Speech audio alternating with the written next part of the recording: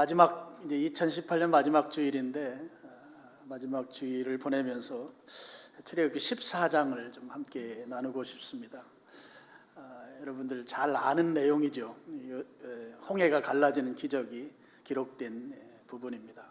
이스라엘 민족이 애굽에서 아주 큰 고역을 치르고 힘든 가운데 살다가 홍해를 건너서 가나안 땅에 가게 되는 아주 큰 관문을 넘어서는, 이 관문이 넘어서면 이제 새로운 삶이 이제 시작되는 것이죠. 아주 굉장히 출애굽기 중에 그 사람으로서는 경험할 수 없는 그런 대단한 그 기록이 나와 있는 부분, 바로 출애굽기 14장입니다. 물론 이 출애굽 여정은 하나님께서 그 여정을 이끌어 가십니다. 그 이끌어 가시는 증거는 잘 아시는 대로 낮이 되면 구름 기둥이 이끌어가고 밤이 되면 이제 불 기둥이 이끌어가고, 또 거기에 하나님이 직접 세운 모세라고 하는 종을 통해서 그들이 출애굽 여정을 쭉 시작하는 것이죠. 여러분, 출애굽기 3장, 13장 앞에 조금 넘기시면 13장 17절을 보면 그 여정을 소개하는 내용이 나와요. 바로가 백성을 보낸 후에 블레셋 사람의 땅의 길은 가까울지라도 하나님이 그들을 그 길로 인도하지 아니하셨으니, 이렇게 되어 있고요. 그다음에 18절 보면 그러므로 하나님이 홍해의 광야길로 돌려, 이렇게 나와요. 이 애굽, 이집트에서 이제 팔레스타인 지역을 지나서 아시아라든지 유럽 쪽으로 가려면 그 주로 이용하는 도로가 크게 두 가지가 있습니다. 하나는 우리 성경에 17절에 표현된 대로 블레셋 사람의 땅의 길로 표현되는, 보통은 이제 해안길이라고 표현을 해요. 지중해 해안을 끼고 쭉 나 있는 도로입니다. 그 길은 이제 지대가 낮기 때문에 여행하기가 좀 편한 길입니다. 그리고 팔레스타인, 그러니까 가나안 땅에 가는 데는 다른 길보다도 제일 가까운 길, 지름길이 되는 것이죠. 그리고 이제 13장 18절에 나오는 홍해의 광야길이라고 하는 길은 이제 보통 성경에 왕의 대로, 왕의 길이라고 이렇게 표현되는 그 이제 팔레스타인 지역 쪽에 보면 그 요단 계곡 쪽에 있는 길입니다. 이 두 개가 당시에 그 국제 도로였던 것이죠. 근데 지금 하나님께서 이스라엘 민족을 애굽에서 가나안 땅으로 이끌어 가시면서 편한 길, 지름길, 가까운 길을 포기하시고 지금 먼 길, 가는 길이 좀 험한 길, 그 길인 18절에 나오는 것처럼 홍해의 이제 광야길로 그들을 인도해 가십니다. 사실 광야라는 표현 자체가 이 길이 그렇게 편한 길이 아닌 것을 이제 우리에게 알게 하는 것입니다. 그 이유가 이제 13장 17절 후반절에 나와 있죠. 블레셋 사람의 땅은, 블레셋 사람들은 아주 호전적입니다. 전쟁을 좋아하고 기회만 되면 주변에 공격하고 전쟁하는 그런 민족이죠. 이 블레셋 사람들이 살고 있는 그 땅을 지나가려면 이스라엘 민족은 틀림없이 그들과 다투는 상황이 벌어지게 될 것이다 라는 것을 하나님께서 미리 아시고, 전쟁을 좋아하지 않는 이 민족을 전쟁이 일어나게 되면 과거가 좋으니 애굽 땅이 좋으니 애굽 땅으로 가겠습니다 라고 하는 것을 하나님께서 막으시기 위해서 그 해안길, 편한 길을 마다하시고 홍해 광야길로 그들을 이끌어 가시게 된 것입니다. 그리고 홍해 광야길로 가는 그 길이 이제 객관적으로 보면 힘들고 어려운 길이지만 그 길로 갈 때 이 이스라엘 민족이 안고 있는 그 문제가 해결된다고 하는 것입니다. 힘들고 어려운 길이지만 결과적으로 보면 이스라엘 민족은 그들을 힘들게 했고 그들을 박해했고 그들을 어려움 가운데 빠뜨렸던 그 애굽 왕조를 그 홍해라고 하는 지역에서 완전히 그 문제를 완벽하게 하나님이 해결해 주시는 그 은혜를 입게 되는 그 길이 바로 홍해 광야길이었던 것이죠. 하나님께서는 지금 당장은 좀 힘들고 어려운 길이지만 그 길을 갈 때 그들이 안고 있는 그 문제의 근원을 하나님은 해결해 주시기로 작정하셨던 것이죠. 그래서 하나님께서 그들을 해안길, 블레셋 사람들의 땅의 길을 마다하시고 홍해 광야길로 그들을 이끌어 가셨다고 하는 것입니다. 만약에 이 홍해 바닷길로 가지 않았다고 하면 이제 애굽 군대가 오늘 우리가 읽은 성경에 나오는 것처럼 이제 홍해 바다에 이제 수장되잖아요. 다 죽습니다. 그런 일이 아마 일어나지 않았을 수도 있고, 그렇게 됐을 때 어떤 식으로든지 이스라엘 민족이 계속해서 어려움을 당하지 않았을까 하는 생각을 해보게 되는 것이죠. 하나님은 그런 큰 계획을 가지고 이제 그들을 이끌어 가셨던 것입니다. 그런데 유대 사람들은 이러한 하나님의 그 큰 계획을 그들이 제대로 인지하지 못한 거예요. 잘 알지 못합니다. 하나님의 뜻을 잘 알지 못하면 어떤 현상이 일어나는가 하면 그 일어나는 현상에 대해서 내가 거기에 적절하게 내가 반응하는 그런 일들이 나오는 것이죠. 인내하지 못합니다. 그 현상에 따라서 내가 즉각적으로 반응하는 것이 하나님의 뜻을 제대로 인지하지 못할 때 나타나는 현상이다 하는 것입니다. 설령 지금 이 상황에서는 하나님의 뜻을 안다고 할지라도 이들에게는 아직 하나님에 대한 전적 신뢰가 없기 때문에 그 아는 만큼 실행할 수 있는 능력은 아마 없었을 것입니다. 그렇기 때문에 하나님의 뜻을 모르기도 하지만 안다 할지라도 그들은 일어나는 현상을 따라서 반응할 수밖에 없는 그런 상태였다 하는 것입니다.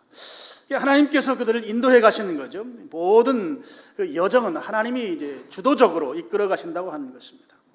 그러면 이제 우리들이 갖는 생각은 하나님이 인도하시는 것이잖아요. 하나님께서 하나님의 뜻대로 그들을 이제 이끌어 가신다고 하면 우리가 갖는 기본적 생각, 상식적 생각은 그러면 그 길은 순탄해야 맞다.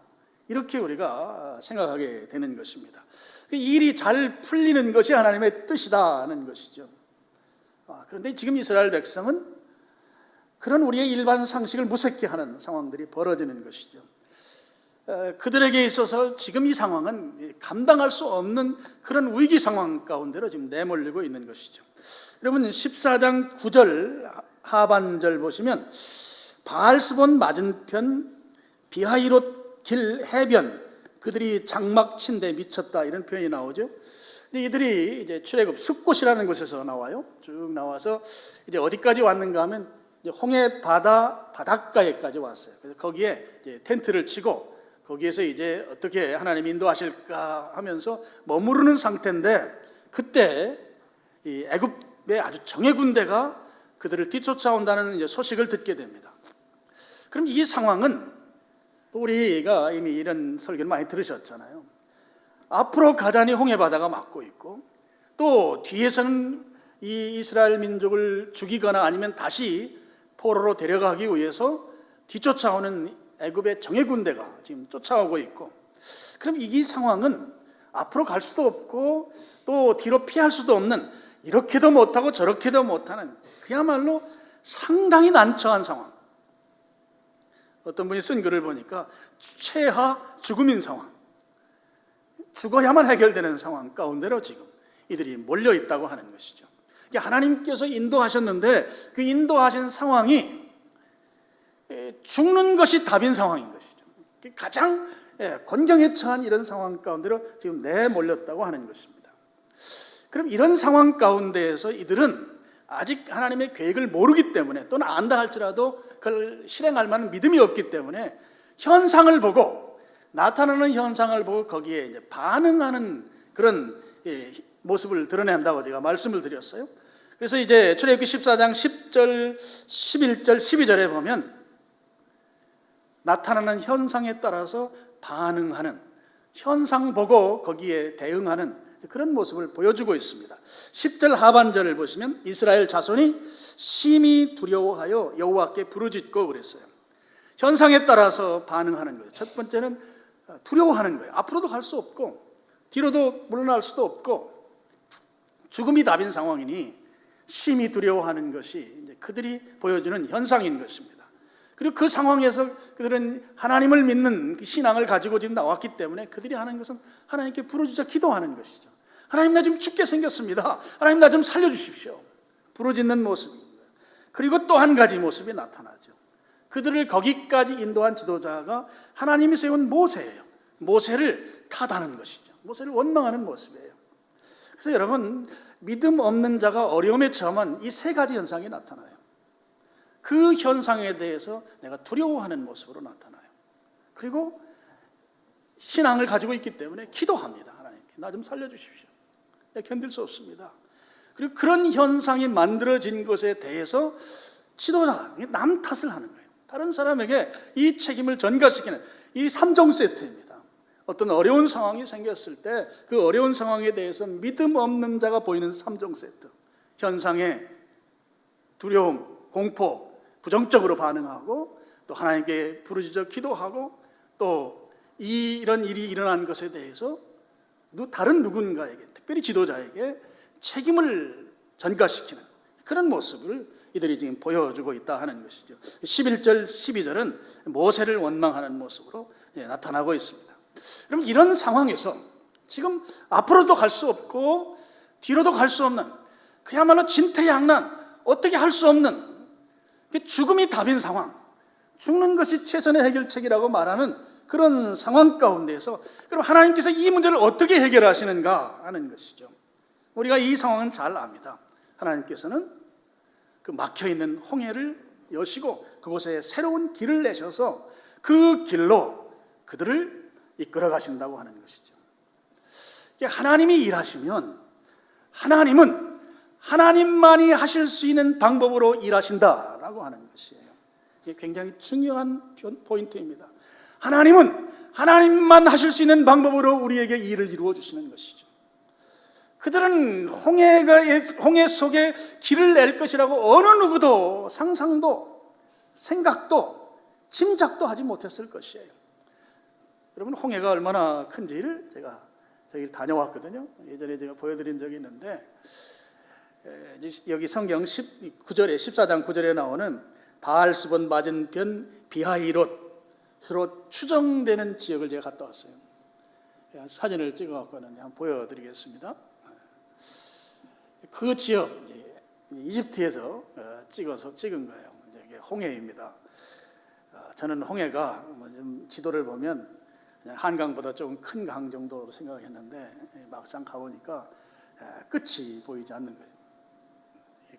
가까운 그런 곳이 아닙니다. 물론 추정되는 장소입니다. 정확하게 저기가 아닐 수도 있다 하는 거지, 추정이니까. 그래도 모든 학자들이 다 동의하는 장소예요. 그 다음 사진 하나를 더 보여드리겠습니다.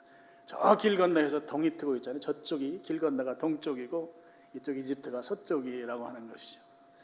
저 사람이 누군가 하면 바로 저입니다. 손바닥 위에 해를 올려놓으려고 했는데 제 잘못이 아니고 사진을 찍어준 제 아내 잘못입니다. 그래서 손바닥 위에 해가 올라가 있지를 않습니다. 홍해가 그렇게 조그만 강이 아닌 것이죠. 저 바다를 하나님께서 길을 여신 거예요. 그럼 21절을 한번 보시죠. 21절, 14장 21절. 모세가 바다 위로 손을 내밀매 여호와께서 큰 동풍이 밤새도록 바닷물을 물러가게 하시니 물이 갈라져 바다가 마른 땅이 된지라 그랬어요.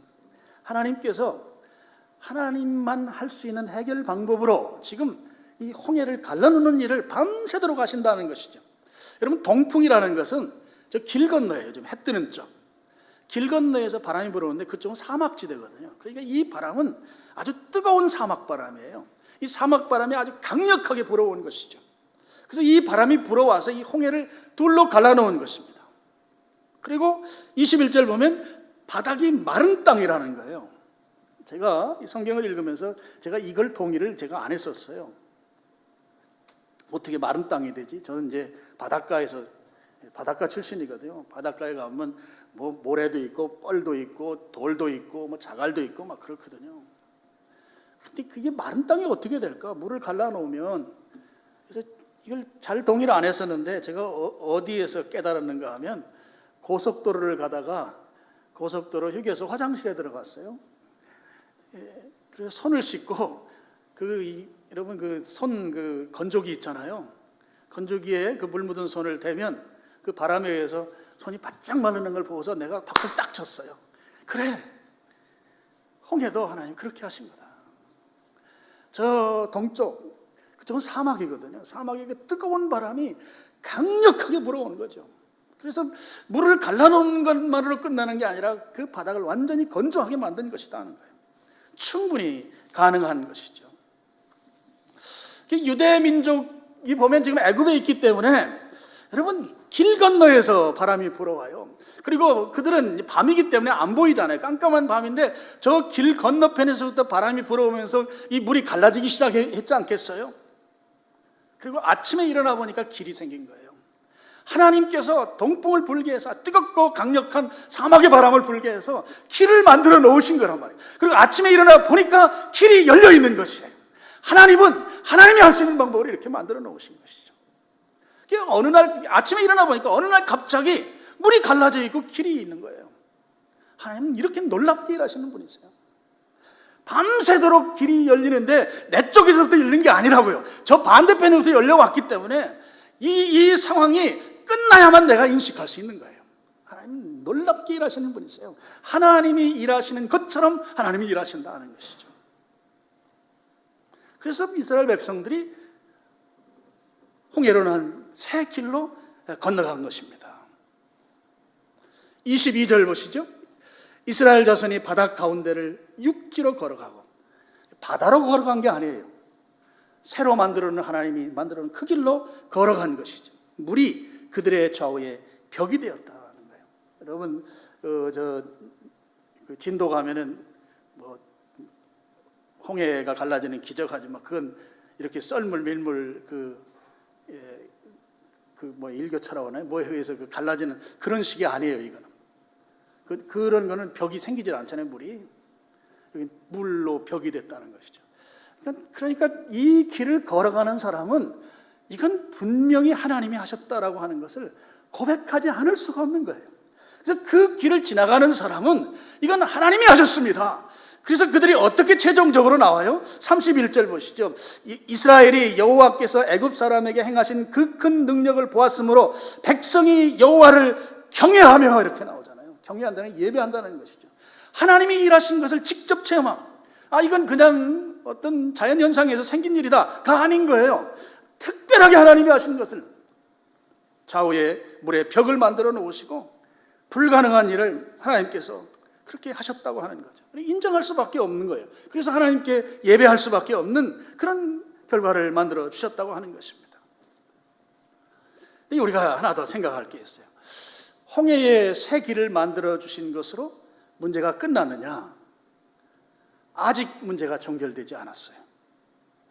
그 길에 유대인들, 이스라엘 민족만 건너간 게 아니고 그를 뒤따라서 애굽 군대가 빠른 속도로 그곳을 쫓아오고 있었기 때문에 그들도 그 안으로 들어왔다고 하는 것을 23절이 이제 알려주고 있습니다. 애굽 사람들과 바로의 말, 그 다음에 병거, 그리고 마병들이 다 그들의 뒤를 추격하여 바다 가운데로 들어오는지라.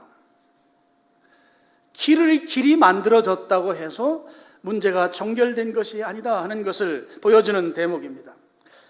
길이 만들어졌지만 하나님이 일하셨지만 아직까지는 여전히 유대인들에게 있어서 이 문제가 해결된 상황은 아니라고 하는 것이죠. 여러분 우리들의 삶에도 그럴 수 있어요.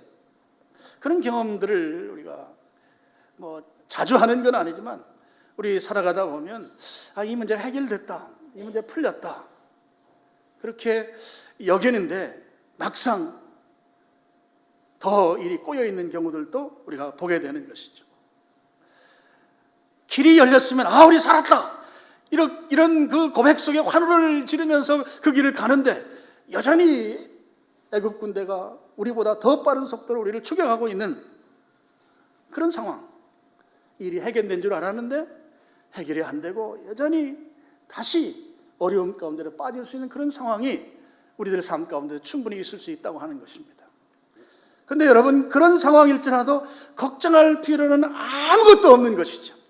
걱정할 이유가 없는 것이에요. 하나님께서 이 일을 인도해 가시고 있기 때문에, 하나님이 시작하셨기 때문에 하나님께서 유종의 미를 거두게 하실 것이에요. 그래서 이 유대인들 잘 건너가게 하시고 그리고 하나님이 애국 군대를 막아주시는 장면이 24절에 보면 새벽에 여호와께서 불과 구름 기둥 가운데서 애굽 군대를 보시고 애굽 군대를 어지럽게 하셨다. 하나님이 그들을 어지럽게 하셨대요. 어지럽게 하셨다는 것은 심히 당황하게 했다는 말이거든요. 이게 당황할 만하죠. 왜냐하면 이스라엘 민족이 막 가니까 쫓아 들어오긴 했는데 이게 양편에 이 물로 된 벽이 있단 말이에요. 이 성경 원어를 보면 그냥 일반 담벼락 정도가 아니에요. 큰 성처럼 아주 높은 물벽을 말해요. 지금까지 경험해보진 못한 그런 이 벽 사이를 지금 이들이 지나가고 있는 거예요. 근데 여기에 우리 성경에 보면 23절에 말들이 가잖아요. 말들. 짐승이 그걸 간단 말이죠. 짐승들이 가다가 생전 경험해보지 못한 길을 가면서 이상한 행동을 아마 벌인 것 같아요. 벌쩍벌쩍 뛰고 앞으로 가야 되는데 막 물속으로 쳐박고 막 옆에 보니 막 물고기가 있고 이게 보통 문제가 아니잖아요. 이게 수족관도 이런 수족관이 없잖아요. 그리고 지금 그 길은 동풍을 통해서 만들어 놓은 길이기 때문에 이게 아주 특별한 지금 상황 가운데 있었을 게 분명해요. 우리가 이걸 상상할 수 없지만 지금 이 물이 벽이 되도록 만들어 놓고 있는 하나님의 그 지탱하는 능력이 지금 분명히 그 속에 있었을 것이에요. 그리고 이 말들이 쫓아가질 못하는 거죠. 세상에 말이 이 물로 된 벽 사이를 가다가 그 말들이 아마 이상한 행동을 한 게 분명해요. 아마 벌쩍벌쩍 뛰고 병거에 올라탄 사람들이 여러분 24절 말미에 보면 군대를 어지럽게 했다고 하는 것은 이 말 뒤에서 병거를 타고 가다가 말이 뛰니까 아마 어지러운 게 아닐까 저는 그렇게도 생각해봐요. 병사들이 어지러운 것이죠. 펄쩍펄쩍 뛰니까 25절에 그들의 병거 바퀴가 벗겨진다. 바퀴가 빠져나갔다는 거예요. 자기 알아서 아마 그 말이 끌고 가던 그 병거가 아마 그 바다 가운데에서 그 이상한 환경 속에서 아마 정신이 나갔든지 이상한 행동을 벌인 게 분명합니다.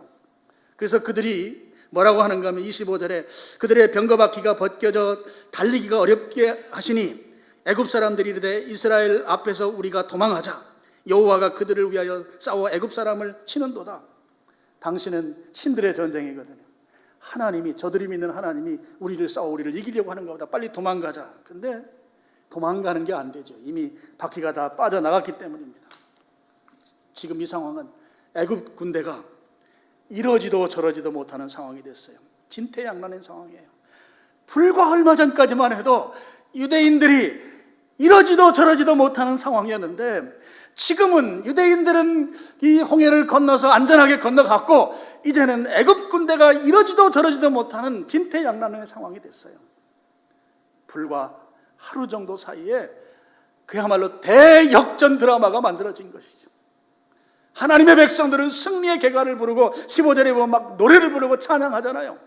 그런데 지금 이스라엘 민족은 애굽 군대는 지금 물속에서 죽어나가고 있는 장면이란 말이죠. 하나님이 그렇게 이 일을 만들어 주신 것입니다. 하나님께서 홍해의 새 길을 만들어 주시고 그 길을 통해서 문제를 해결하기 시작하면서 이제 애굽 군대를 그 물속에 집어넣으시고 완전히 그들로 인해서 다시는 문제가 생기지 아니하도록 완전하게 문제를 해결해 주시는 그런 모습으로 오늘 성경이 우리에게 소개해 주고 있습니다. 하나님이 일하시면 문제는 완벽하게 해결된다 하는 거예요. 하나님이 일하시면 내가 안고 있는 문제는 완전하게 해결해 주신다. 하나님이 일하시는 놀라운 특징입니다. 우리가 일하면 엉성하지만 내가 일하면 무엇인가 한가운데 빠져있는 게 생기고 무엇인가 불편하지만 하나님이 일하면 하나님은 완벽하게 일하십니다. 왜요? 하나님은 하나님이 일하실 것처럼 일하시기 때문에 그래요. 하나님은 하나님이 일하신 것처럼 일하신다는 거예요. 그래서 하나님이 일하시면 완벽하게 되는 것이죠. 그 하나님을 믿으시길 축원합니다. 여러분 하나 중요한 게 있어요. 우리가 좀 생각해 볼 부분인데요. 무엇인가 하면 이런 일들이 일어난 시간대를 한번 우리가 주목해 봐야 합니다. 성경은 굳이 이런 일을 기록해 놓으면서 이 일이 발생한 시간대, 하나님이 언제 일하셨는가 하는 그 시간을 지금 여기에 알려주고 있는 대목들이 있어요. 여러분 24절 보시죠. 24절 시작을 뭐라고 해요? 새벽에 했다는 거예요. 새벽에. 또 27절 보시죠. 모세가 곧 손을 바다 위로 내밀매 무엇이 돼요? 새벽이 돼요. 하나님께서 문제를 해결하고 일을 마무리 지으시는데 하나님이 일하시는 타이밍이 새벽이라고 하는 것입니다. 홍해의 물을 합체시켜서 그 문제의 뿌리부터 완전히 해결해내는 그 타이밍이 바로 새벽이었다고 하는 것이죠. 새벽에 악의 뿌리를 제거하고 새벽에 문제의 근원을 해결하셨다고 하는 거예요. 하나님이 하셨다는 것이죠. 여러분 21절도 여러분 여기 새벽이라는 표현 나오지 않지만 한번 보시죠. 21절 모세가 바다 위로 손을 내밀매 여호와께서 큰 동풍이 밤새도록 바닷물을 물러가게 하시니 바닷물이 물러간 타이밍이 새벽이죠. 밤새도록 바닷물을 물러가게 했어요. 물이 갈라져 바다가 마른 땅이 된지라. 22절 이스라엘 자손이 바다 가운데를 육지로 걸어가고 이스라엘 백성들이 홍해바다에 난 새 길에 걸어간 그 출발 시간이 언제인가 하면 새벽이라는 것이죠. 새벽에 하나님의 기적을 체험하고 있는 거예요. 밤새도록 하나님께서 만들어 놓으시고 이제 아침 새벽이 되었을 때 이스라엘 민족이 새로 난 그 길로 걸어갔다고 하는 것입니다. 여러분 성경에 보면 이 새벽에 하나님이 일하신 대목들이 너무나 많이 나와요. 여러분 소돔과 고모라 성이 있어요. 롯을 구원한 때 소돔과 고모라를 하나님이 완전하게 멸망시키면서 의인이었던 롯의 가족을 구원한 때가 새벽이라는 것이죠. 제가 지지난주에 말씀드렸던 이 야곱이 야복강에서 씨름하고 그 기도 가운데 이스라엘이라는 이름을 받으면서 그가 기도를 응답받은 타이밍이 역시 새벽이라는 것이죠. 여러분 여리고성이 언제 무너졌는지 아십니까? 7째 날 새벽에 무너졌다는 것이에요. 다니엘이 사자굴에 갇혀있다가 구해냄 받은 시간도 새벽이고요. 예수님께서 매일 감람산에서 하나님께 기도한 타임도 새벽이고요. 예수님이 이 땅에 오셔서 인간을 오셨은 그 타임도 탄생한 때도 새벽이고 예수님께서 다시 죽으셨다 부활하신 그 시간도 새벽이고요. 베드로가 지은 죄를 하나님 앞에 회개한 시간도 새벽입니다. 성경의 새벽 또는 아침으로 소개된 타임에 하나님이 복을 부어주시는 거예요. 문제를 해결해 주시는 거예요. 그 시간에 복된 일이 일어나는 것이죠. 그래서 감히 하나님은 새벽에 일하신다. 새벽은 하나님이 일하시는 시간이다. 물론 하나님께서 새벽만 일하시는 건 아니시지만 새벽에 놀라운 일들을 하나님께서 이루셨다는 것입니다. 시편 46편 5절 스크린 보고 우리 같이 읽어보겠습니다. 하나님이 그 성중에 계심에 성이 흔들리지 아니할 것이라. 새벽에 하나님이 도우시리라. 여러분 새벽에 일하시는 하나님의 도우심을 받으시길 축원합니다. 하나님이 도우시는 하나님은 새벽에 일하시는데 새벽에 응답하시는 하나님, 새벽에 일하시는 하나님, 그 하나님을 경험하기를 축원합니다. 축원합니다. 새벽에 일하시는 하나님. 새벽에 응답이 오는데 새벽에 일하시는 하나님이 그 응답을 주시는데 얼마나 빨리 응답하시는가를 알 수 있는 대목이 여러분 14장 15절에 있어요. 하나님은 응답하시는데 새벽에 빨리 응답하시는, 신속하게 응답하시는 거예요. 15절 우리 같이 읽어보겠습니다. 여호와께서 모세에게 이르시되 너는 어찌하여 내게 부르짖느냐? 이스라엘 자손에게 명령하여 앞으로 나아가게 하고. 여러분 지금 모세가 기도하고 있잖아요. 기도하는데 하나님이 기도하고 있는 모세를 책망하는 장면이에요. 여러분 이거 굉장히 이상하잖아요. 기도하라고 그렇게 말해놓고 지금 기도하는데 혼내고 있단 말이에요. 야 기도하지 말아라. 이거 기도하지 말라는 거예요. 그럼 이 이야기가 무슨 이야기겠어요? 지금 내가 부르짖어 기도한 거 내가 이미 응답했으니 실행하라는 것이잖아요. 실행하라고. 하나님의 응답이 이렇게 빠르게 응답을 그들에게 주셨다고 하는 거예요. 너무 빠르니까 기도하고 있는 모세를 일으켜서 야 이 사람아 지금 기도할 시간 아니야. 이미 응답됐어. 이 사람아 가야지. 예수님이 하나님께서 모세에게 새벽은 응답이 신속하다 믿으시길 축복합니다. 빠른 응답, 빠른 주님의 역사, 새벽에 도우시는 하나님께 의해서 가능하다. 하나님이 새벽에 도우시는 분이시고 새벽에 역사하시는 분이고 새벽에 일하시는 하나님께서 새벽에 간구하고 기도하면 응답이 빠르다고 하는 것입니다. 여러분, 제가 이 설교를 하는 이유는 1월 1일부터 2월 9일까지 40일 동안 집중 새벽 기도를 이제 우리 교회가 합니다. 예전에 이런 거 한 번도 해본 적이 없어요. 집중 새벽 기도를 하는데 저는 그런 간절함이 있어요. 이게 응답 받은 것도 같고 안 받은 것도 같고, 또 살아가면서 우리 인생이 문제가 없을 수가 없는데 문제가 있는데 문제가 해결된 것도 아니고 안 해결된 것도 아니고 그냥 달고 사는 거죠. 어렵고 힘든 문제가 여전히 내 삶 속에 중요한 역할을 하는 거예요.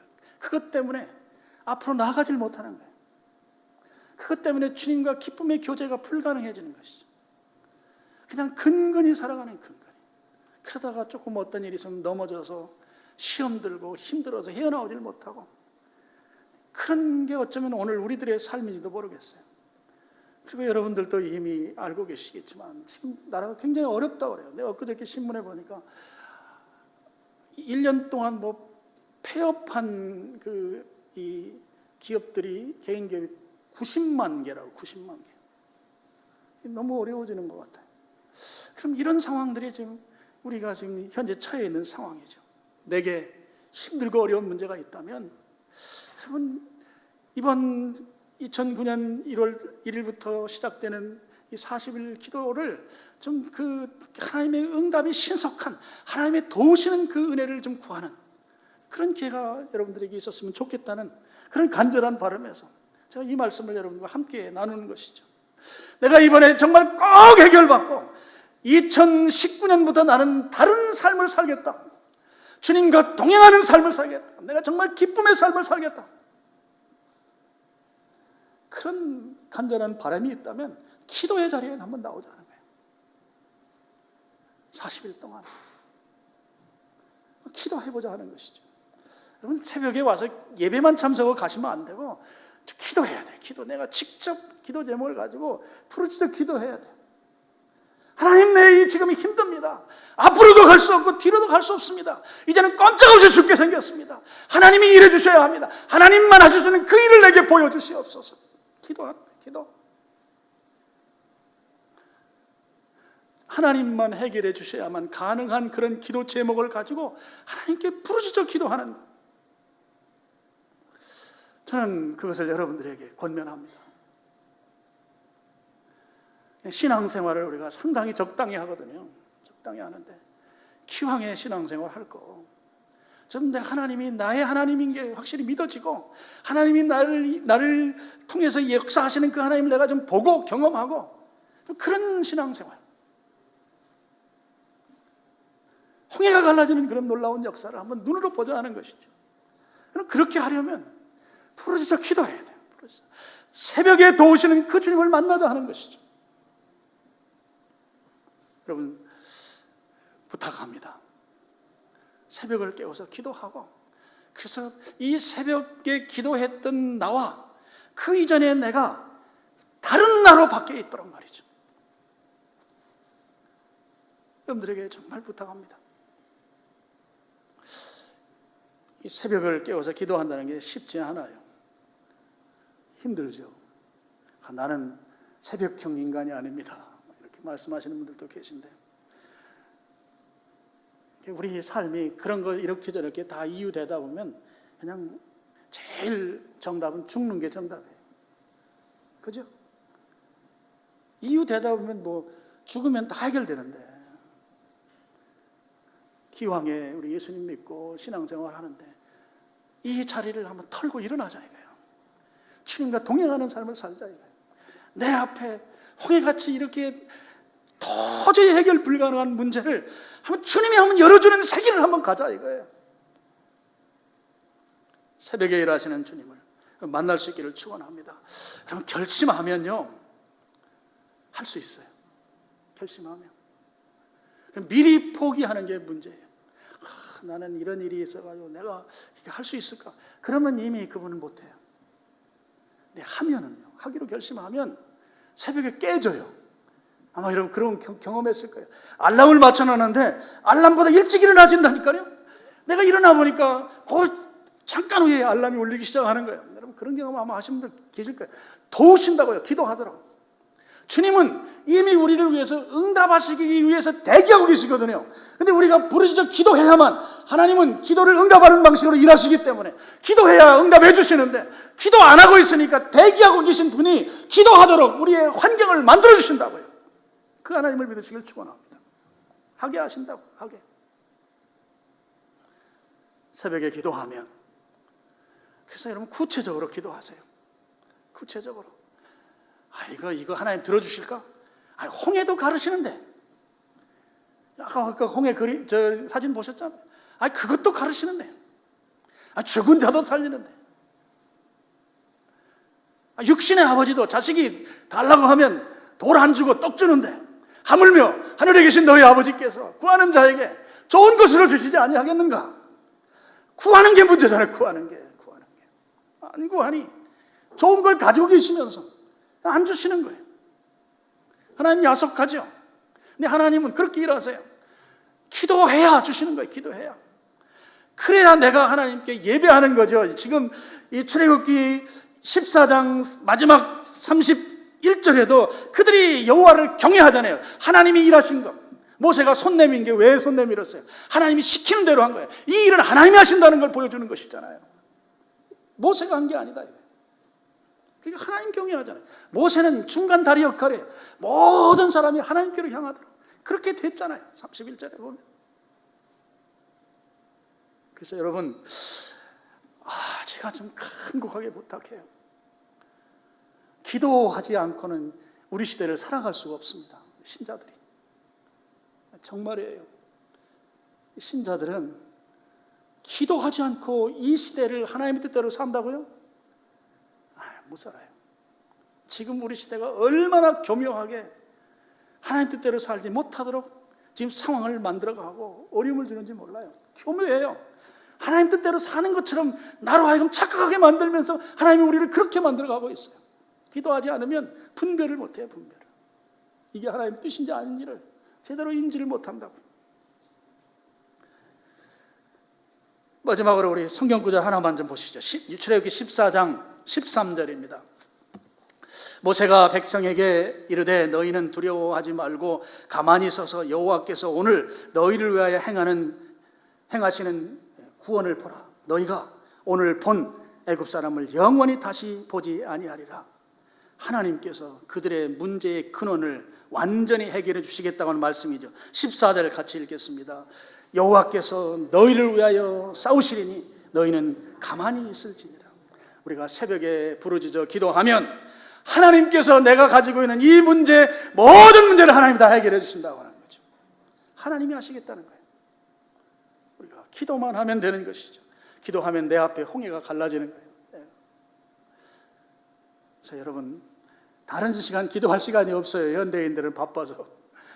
기도할 수 있는 시간이 정말 제가 볼 때 새벽밖에 없어요. 그래서 잠을 좀 줄여서 40일 동안 여러분이 한번 힘있게 주님 앞에 기도 리스트를 만들고 그래서 간구하시면 하나님이 내 생애 가운데 홍해를 갈라놓으시고 문제의 뿌리를 완전히 해결해 주셔서 하나님 영광 받는 새로운 삶을 2019년도부터 여러분이 살게 되기를 주님의 이름으로 축원합니다.